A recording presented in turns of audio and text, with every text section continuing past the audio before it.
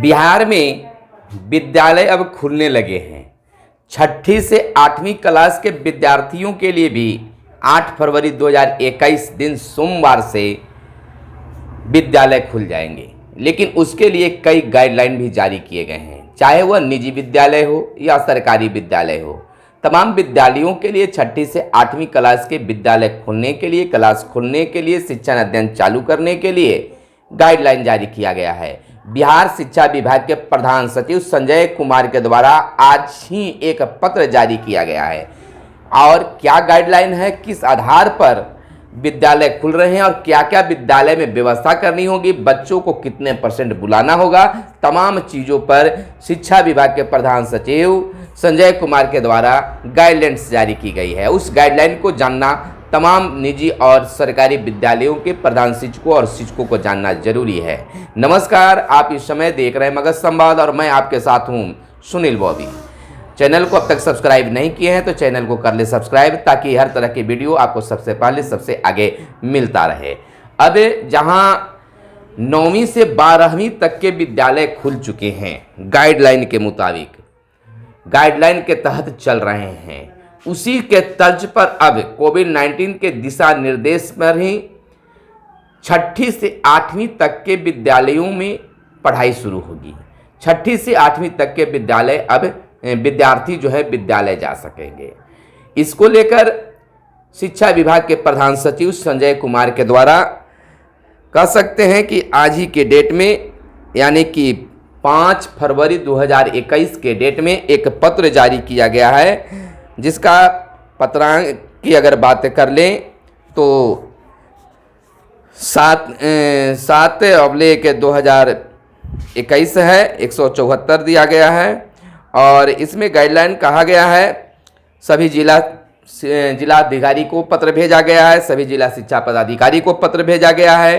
Covid संक्रमण 19 के तहत के कारण बंद मध्य विद्यालय वर्ग 6 से 8 तक खोलने के संबंध में अब क्या क्या गाइडलाइन जारी किया गया है।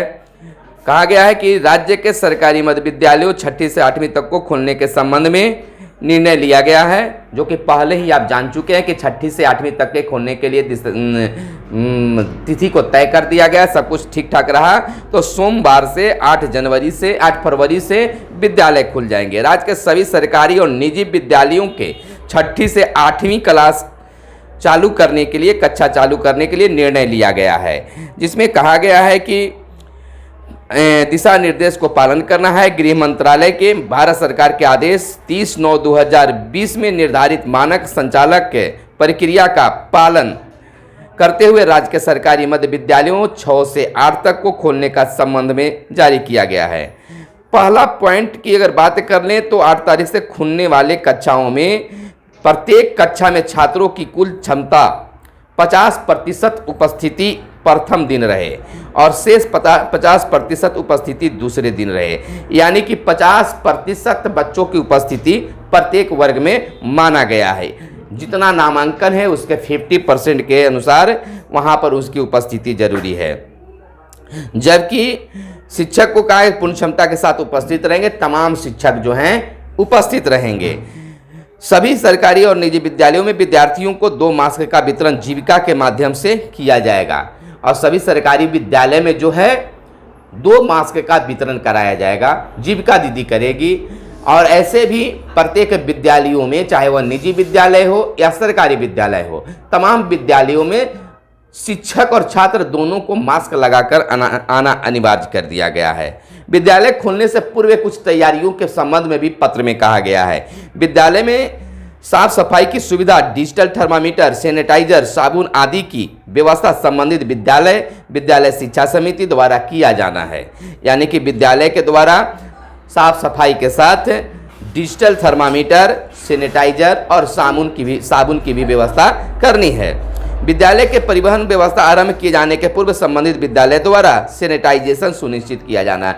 अगर निजी विद्यालय है और आप अपने वाहन की सुविधा चालू करने जा रहे हैं तो सबसे पहले उसको सैनिटाइज कर दीजिए।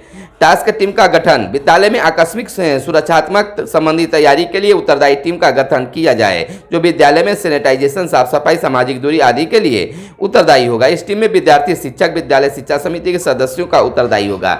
अब जो उस टीम बनाना है उसमें विद्यार्थियों को भी शामिल करना है, शिक्षक भी रहेंगे, अब विद्यालय शिक्षा समिति को भी शामिल किया गया है। विद्यालय में बैठने की कैसी व्यवस्था हो, इस पर 8 पॉइंट जारी किए गए हैं। गाइडलाइन के अनुसार विद्यार्थी के बीच कम से कम 6 फीट की दूरी होनी चाहिए। विद्यालय में एक सीट का बेंच डेस्क हो तो इसे 6 फीट की दूरी पर बैठने की व्यवस्था की जाए, यानी 6 फीट की दूरी पर बैठने की व्यवस्था करने की बात कही जा रही है। इसी प्रकार शिक्षक के स्टाफ रूम, कार्यालय, आगत कक्ष में भी 6 फीट की दूरी पर बैठने की बात कही गई है। शिक्षक और छात्र दोनों को 6 फीट की दूरी पर बैठने की बात गाइडलाइन में किया गया है। विद्यालय प्रवेश एवं निकास द्वार को भी विभिन्न वर्गों के लिए क्रमानुसार आवंटित किया करते हुए आने जाने की सुविधा को चिन्हित किया। आने जाने की भीड़ भाड़ वाली एक ही अगर मुख्य गेट है तो उस पर भीड़ लगा के जाना आना नहीं है, बारी बारी से आने जाने की बात है।